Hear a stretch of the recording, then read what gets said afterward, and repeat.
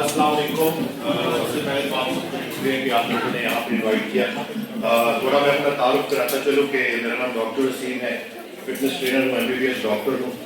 और social media पे काफ़ी ज़्यादा एक्टिव हूँ। जो मेरा विजन है वो यही है कि बहुत सारी बीमारियाँ हम न्यूट्रिशन के जरिए जो है ठीक कर सकते हैं। हमारी अगर डाइटरी चॉइसेस ठीक हो जाए तो बड़ी आसानी से हम बहुत सारे मसलों से बाहर निकल आते हैं। मेरा तरीका क्या है, न्यूट्रिशन डेफिशिएंसीज के टेस्ट करवाता हूँ, कोई डेफिशिएंसी है तो उसको पूरा किया जाता है। इन्फ्लेमेटरी मार्कर्स देखता हूँ, अगर वो ज़्यादा है तो उसको भी सामने देख लिया जाता है। इसके अलावा एक टेस्ट है जो कि मैं हाईली रिकमेंड करता हूँ, फास्टिंग इंसुलिन लेवल, तो सारे किसी को कराना चाहिए जो अपने 30s में है या 40s में है, क्योंकि ये जो भी थोड़ी देर पहले डाइट बताई गई ये एथलीट की डाइट थी, ठीक है। तो कहीं ये आपको ये तासुर न देने कि ये कोई इंसुलिन रेजिस्टेंट बंदा भी ये डाइट फॉलो कर सकता है। क्यों? क्योंकि अगर कोई इंसुलिन रेजिस्टेंट बंदा ये डाइट फॉलो करेगा तो ये उस मसले को उस तरह से हल नहीं करेगा, क्योंकि कार्बोहाइड्रेट इम्पेयर्ड मेटाबॉलिज्म होता है, ना उसकी बॉडी फ्रूट्स यूटिलाइज कर रही होती है, ना उसकी बॉडी जो हम कहते हैं ना ब्राउन वाइट राइस, जो भी राइस, उस वक्त उसकी बॉडी उस स्टेट में होती है कि उसको यूटिलाइज नहीं कर पा रही होती। तो ये डाइट एक एक्टिव एथलीट की डाइट है और ये वही फॉलो कर सकता है जो इंसुलिन रेजिस्टेंट नहीं है। अब आ जाते हैं टॉपिक की तरफ। जो मुझे टॉपिक मिला ये मैं काफ़ी अरसे से इसके ऊपर सोचता था, क्योंकि ये जो साइट है ये न्यूट्रिशन साइट जो है किसी भी एथलीट के लिए ना ये बहुत ज़्यादा निगलेक्टेड साइट है। हमारे एथलीट्स बेचारे अपनी प्रोटीन पूरी नहीं कर पाते और पूरा दिन उनका एम्प्टी कैलोरीज पे चलता है। एम्प्टी कैलोरीज से मुराद है शुगर्स का बहुत ज़्यादा इस्तेमाल, रिफाइंड कार्बोहाइड्रेट्स का इस्तेमाल, प्रोटीन का पूरा ना होना, ठीक है ना, और इलेक्ट्रोलाइट्स की उस तरह से उन पर भी तवज्जो ना देना, ये कि हमारे मिनरल्स का भी ख्याल न रखना। एक क्रिकेटर आया अंडर 19 का था, वो काफ़ी मसले उसको चल रहे थे, मेंटल हेल्थ भी उसकी कॉम्प्रोमाइज हो गई थी। तो वैसे मैंने उसके टेस्ट करवाए तो जो विटामिन डी 50 से ज़्यादा होना चाहिए वो उसका 8 आया, और जो B12 300 से ज़्यादा होना चाहिए वो उसका 70 आया, और वो बेचारा 1 साल से इधर उधर भाग रहा था। जैसे ही उसकी न्यूट्रिशन डेफिशिएंसीज फिक्स की गई वो बिल्कुल बेहतरीन हो गया। तो हमें ये सारी चीज़ें ना खुल के देखनी पड़ेगी, क्योंकि हम जो यहाँ इकट्ठे हुए हैं तो हम चाहते हैं कि हमारे एथलीट उस ऑप्टिमम उस गोल को अचीव करें कि जिसकी वो तवज्जो करते हैं और अपने मुल्क के लिए मेडल जीतें या अपने मुल्क का नाम रोशन करें। तो सबसे पहले न्यूट्रिशन के ऊपर बात करते हैं कि न्यूट्रिशन क्या है। मैं इस मिसाल इस तरह से देता हूँ कि बुनियादी तौर पे हम एक सेल, एक एथलीट की एक्टिविटी लेवल बहुत ज़्यादा होता है, बहुत ज़्यादा एक्टिव होता है, उसकी एनर्जी डिमांड ज़्यादा होती है, ठीक है ना। तो उसमें हम जो गोल्स देखते हैं उसमें ऑप्टिमम परफॉर्मेंस हो गई, fast recovery and mental clarity, injury prevention, optimal body composition, better sleep, ये वो सारे फैक्टर्स हैं जो कि जुड़े हुए हैं न्यूट्रिशन के साथ। हमारी न्यूट्रिशन जैसे ही पूरी हो जाएगी, जो उसकी रिक्वायर्ड कैलोरीज है उसको पूरी मिलेंगी, तो ये सारी चीजें इंप्रूव होगी, इंजरी प्रिवेंशन भी नहीं होगी, रिकवरी फास्ट होगी। एक एथलीट के लिए उसका मेंटली स्ट्रांग होना बहुत ज़्यादा जरूरी है, ठीक है। तो इसी तरह यानी कि जो बॉडी कॉम्पोजिशन है, अब आपने ये देखना है कि एक एथलीट आता है, कहीं वो जरूरत से ज्यादा उसका वेट तो नहीं है, कहीं उसका वेट कट डाउन तो नहीं करना, या वो कोई बहुत ज्यादा वीक तो नहीं है, उसका वेट अंडर वेट तो नहीं है। तो इसी तरह गोल सेट करने हमने। नेक्स्ट, अच्छा, ये न्यूट्रिशनल पिरामिड है, इसको देखना है, जिसमें जो सबसे इंपॉर्टेंट चीज है वो एक एक करके जो सबसे पहले हमने देखना है कैलोरीज देखनी है। हर इंसान का कैलोरीज का रिक्वायरमेंट होता है जो कि उसकी वेट के ऊपर, उसकी हाइट के ऊपर, उसकी एक्टिविटी लेवल के ऊपर ना, उसके लीन फैक्टर, वो सारी चीजें देखनी होती है। तो सबसे पहले तो ये देखो कि एथलीट की कैलोरी रिक्वायरमेंट कितनी है, ठीक है। उसके बाद आ जाते हैं मैक्रोज, के जो कार्बोहाइड्रेट्स, प्रोटीन्स और फैट्स हैं उनका स्प्लिट क्या रखना है, ठीक है, उसको देखना है। तीसरे नंबर पे माइक्रोन्यूट्रिएंट है, जो मैंने न्यूट्रिशनल डेफिशिएंसीज बोली उनको हटाना है, इलेक्ट्रोलाइट्स को पूरा करना। फिर चौथे नंबर पे जो चीज आ जाती है मील टाइमिंग फ्रीक्वेंसी। अब ये वेरी कर सकती है एथलीट को देखते हुए, ठीक है ना, कि वो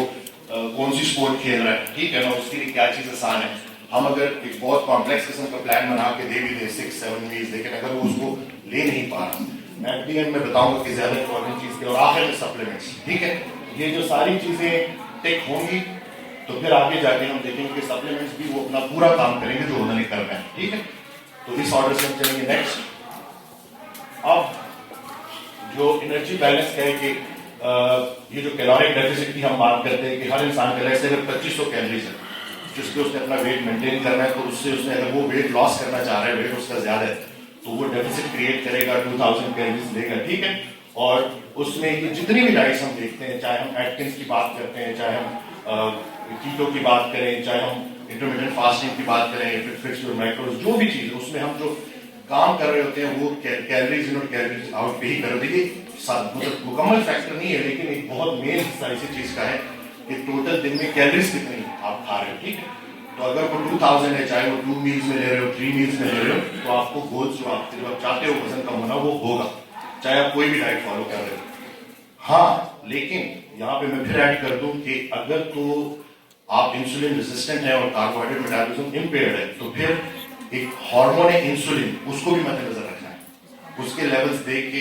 फिर डाइट प्लान डिसाइड करना है। कि कुछ ऐसे क्रिकेटर्स हैं जैसे शेन वॉटसन है, वो कीटोजेनिक डाइट पे, ठीक है। तो ये जो न्यूट्रिशनल कीटोसिस है, इसको हमने, ठीक है, ये वक्ती तौर पे काम करता है, लेकिन ये एक टूल है जिसके जरिए हम इन्फ्लेमेटरी मार्कर्स को नीचे कर सकते हैं, इंसुलिन को नीचे कर सकते हैं और बॉडी को ज्यादा फंक्शनल बना सकते हैं कि इंसुलिन उस सतह पे आ जाए जहां पे फिर वो जो उसका फूड जो एनर्जी स्टोरेज का जो फंक्शन है वो ऑप्टिमम लेवल पे हो जाए, ठीक है। तो पैंक्रियास को ज्यादा जोर न लगाना पड़ रहा हो जरूरत से ज्यादा इंसुलिन बनाने के लिए। नेक्स्ट, अच्छा, ये मैंने जो बोला कि ये जितनी भी डाइट्स है ये सारी की सारी काम करती हैं आपकी कैलोरीज को ही देखते हुए, ठीक है, क्योंकि एट द एंड हम पहले एक कैलोरी बजट बनाते हैं, ठीक है, और उसके बाद हम मील प्लान जो देते हैं उसमें हमारा मेन फोकस यही होता है कि वो जो कैलोरीज हैं वो पूरी की जाए, चाहे वो 1500 कैलोरीज का प्लान है, चाहे वो 2000 कैलोरीज का प्लान है, लेकिन वो गोल्स के हिसाब से, या अगर कोई वेट गेन करना चाहता है तो वो सरप्लस कैलोरीज में है तो वो कैलोरीज पूरी करें। नेक्स्ट, अच्छा, अब इसमें जो चीज है कि मैक्रोन्यूट्रिएंट्स का आपको बहुत से लोगों को तो पता भी होगा, नहीं पता तो ये कार्बोहाइड्रेट, प्रोटीन और फैट से हम एनर्जी लेते हैं, ठीक है, और ये हमें चाहिए अपने डाइट में, तीनों का होना जरूरी है एक एथलीट के लिए, ताकि वो पूरी तरह से बेहतरीन तरीके से काम कर सके। नेक्स्ट, अब जो कार्ब्स हैं वो 4 पर ग्राम 4 कैलोरीज देता है, प्रोटीन भी 4 कैलोरीज देते हैं, और फैट हमारा कैलोरी डेंस एक मैक्रोन्यूट्रिएंट है तो वो 9 कैलोरीज देता है। नेक्स्ट, अच्छा, अब जो मैं कह रहा था गोल देखते हुए, एक तरफ उस्मान शनवारी फास्ट बॉलर है हमारी क्रिकेट टीम के, अब अगर इनकी आप डाइट देखेंगे तो इनकी डाइट में जो मेंटेनेंस कैलोरीज है उसके साथ जो कैलोरिक स्प्लिट हमने जो मैक्रोस का स्प्लिट रखा हुआ है उसमें कार्बोहाइड्रेट ज्यादा है, क्योंकि ये फास्ट बॉलर है। इनकी जो एक्सरसाइज है उसी के मुताबिक रिकवरी को देखते हुए इनकी डाइट बनाई गई है। दूसरी तरफ मैं हूँ, ठीक है, मेरी डाइट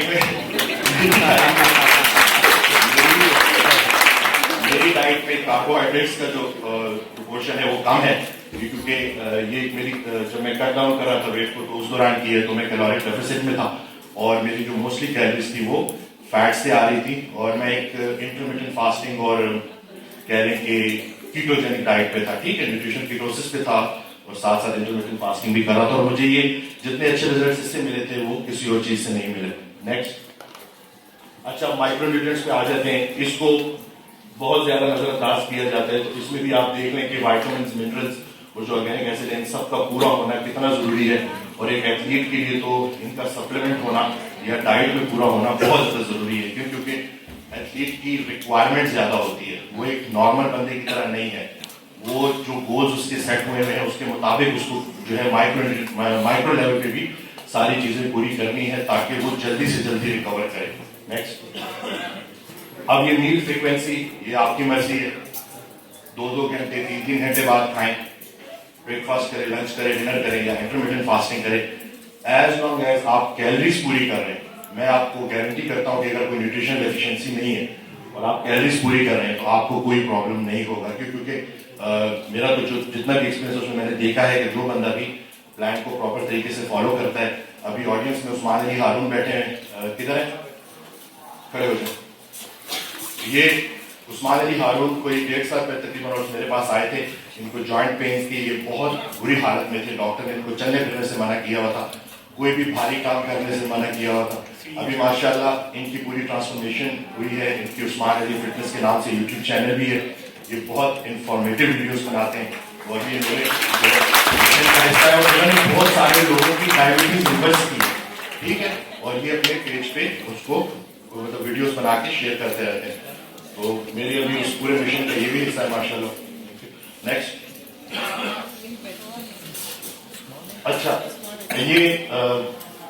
देखिए डिफरेंसेस हर जगह होते हैं, हर बंदे का अपना एक अवरम, लेकिन मैंने जो चीज अपने तजुर्बे से सीखी है, जो मुझे पता चली है, वो यही है कि ये जो मतलब मील फ्रीक्वेंसी बढ़ाना कम करना ये ठीक है, थोड़ा बहुत कहीं ना कहीं रोल प्ले करता होगा, लेकिन मैंने दोबारा एक बात करूंगा कि आप अगर कैलोरीज पूरी कर रहे हैं, अगर आप अपने मैक्रोस पूरे कर रहे हैं, तो आपको रिजल्ट्स मिलेंगे और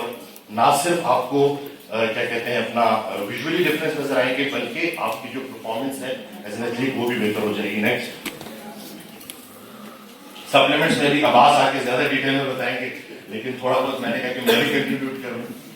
तो उसमें क्योंकि इन सप्लीमेंट्स को देख के ना वैसे ही सारे लोग जज्बाती हो जाते हैं और कहते हैं कि जैसे सप्लीमेंट्स का ना कोई नुकसान। देखिए, अगर एक चीज डेफिशिएंट है ना, जैसे मैं अगर किसी को विटामिन डी का बताता हूँ कि इंड्रॉप डी लें, अगला सवाल करता है कि इसका कोई साइड इफेक्ट नहीं है, तो मैं कहता हूँ सुबह नाश्ते में क्या खाया था, तो पराठा, मैंने कहा कौन से तेल, कहते हैं वेजिटेबल ऑयल, यही जो होता है। मैंने कहा अगर आप इस कंसर्न नहीं हो कि आप किस हाईली इंफ्लेमेटरी ऑयल में खाना खा रहे हो और एक डेफिशिएंसी है, तो बेसिकली हमारे जन को मैं बार बार बात करता हूँ उस माइंड सेट ये कि हमने माइंड सेट को बदलना है। वो जो एथलीट बेचारा कितने अर्से विटामिन डी, जिसकी मैंने भी एग्जांपल दी, B12 डेफिशिएंट था, उसको पता ही नहीं था। तो पहले तो अवेयरनेस क्रिएट करना कि देखना कि भाई अगर कोई चीज कम है, तो अगर आप अपनी परफॉर्मेंस को प्री वर्कआउट लेके, इंट्रा वर्कआउट लेके, पोस्ट वर्कआउट सप्लीमेंट्स लेके इनहैंस कर सकते हो बगैर स्टेरॉइड्स की मदद लिए, तो बंदा क्यों ना करे। अगर हमारे पास क्रिकेटर्स आते हैं और वो बोलते हैं कि जो बाहर ममालिक के, जो इंग्लैंड के क्रिकेटर्स हैं, वो क्या कुछ नहीं यूज करते, BCAs यूज करते हैं, अपने विटामिन डी, ये सारे सप्लीमेंट्स को करते हैं, मैग्नीशियम बहुत ज्यादा लेते हैं वो, क्योंकि हमारी मैग्नीशियम डेफिशिएंट है। जो प्रोसेसिंग ऑफ द फूड हो रहा है ना आजकल जो चल रहा है, उसमें मैग्नीशियम डेफिशिएंसी बड़ी कॉमन है, ठीक है। तो उस वो चीज ये सब क्योंकि मैं उनसे पूछता रहता हूँ, इसी तरह फिश ऑयल, ओमेगा 3 वो बहुत ज्यादा लेते हैं, तो इसीलिए वो ये कोई ऐसी नहीं है कि वो तुक्के से ही कोई बड़े फिट हो गए हैं, उसके पीछे पूरा काम होता है, उनकी न्यूट्रिशन पूरी है, उनकी वो जो रिक्वायरमेंट है वो सारी की सारी पूरी हो रही है। तो इनसे बिला वजह का डरना सही नहीं है, लेकिन सोर्स सही हो, ऑथेंटिक हो, तो ये बिल्कुल आप ले सकते हैं, ठीक है। नेक्स्ट। अच्छा, इसमें अभी मैंने थोड़ी देर पहले बताया कि डॉक्टर आई थिंक रियाज हैं, उन्होंने अभी अलाउ कुछ साल पहले अलाउ किया, पहले क्रिकेटर्स जो थे वो वे प्रोटीन, उनको रिकवरी प्रोटीन अलाउ किया था, वो बड़ा इंकरेज करते हैं कि वे प्रोटीन लें, क्योंकि एथलीट्स को सबसे बड़ा सामना है प्रोटीन उनकी पूरी नहीं हो रही। रिकवरी में हेल्प करता है, मसल्स को बहुत अच्छे तरीके से इंप्रूव करता है, ये तो किसी से भी की बात नहीं है। इसके अलावा बीटा में ये सारे के सारे मतलब मसल फटीग को, हर वो चीज जो कि एक एथलीट देख रहा होता है, ठीक है, जो जिसके लिए वो तगड़ो कर रहा होता है कि वो वर्कआउट भी अच्छे करे, उनसे रिकवर भी तेजी से हो और अगले दिन फिर भरपूर तरीके से अपनी वो सारे काम जो है जो उसको करने हैं वो जारी रख सके और उसको अपनी परफॉर्मेंस में इंप्रूवमेंट भी नजर आए। इसी तरह प्री वर्कआउट वो आप ले सकते हैं, लेकिन प्री वर्कआउट का जरूरत से ज्यादा इस्तेमाल मैं वो इतना इंकरेज नहीं करता, क्योंकि प्री वर्कआउट में मोस्टली कैफीन जो होती है वो स्टार्ट में तो बहुत अच्छा काम करती है, लेकिन अगर आप रोजाना की बेसिस पे ले रहे हो तो इसको आप अपने इंटेंस वर्कआउट के जो आप कर, ऐसे कोई लेग का वर्कआउट आप कर रहे हो या कोई आपकी हाई इंटेंसिटी बिल्डिंग, कुछ इस तरह की चीजों आप करना चाह रहे हो जिसमें आपको मतलब उस दिन अगर आपके एनर्जी लेवल इतने अच्छे नहीं है तो आप इसका सहारा ले सकते हो, लेकिन डेली बेसिस पे नहीं।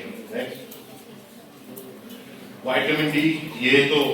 खून की नालियों में हार्ट अटैक के अगेंस्ट सबसे बड़ा दिफा है, डिप्रेशन की एक बड़ी कॉज है। ट्रिप्टोफैन सेरोटोनिन में कन्वर्ट नहीं होगा अगर विटामिन डी आपकी बॉडी में पूरा नहीं है, और इसका 50 से ज्यादा होना जरूरी है, लेकिन मैं जितने भी टेस्ट करवा रहा हूँ मुझे आज तक किसी का 50 नहीं नजर आया। और बाकी इन्फ्लेमेशन को नीचे करने के लिए 70 to 80% बीमारियां जो हम देख रहे हैं वो इन्फ्लेमेशन की अम्ब्रेला के अंडर आती हैं, तो उनको डील करने में इसका बड़ा रोल, इसको ठीक करने में। डिप्रेशन का मैंने बता दिया, ब्लड प्रेशर, और हाँ, अगर आप विटामिन डी डेफिशिएंट हो तो फैट लॉस भी उतनी अच्छी तरह से नहीं होता,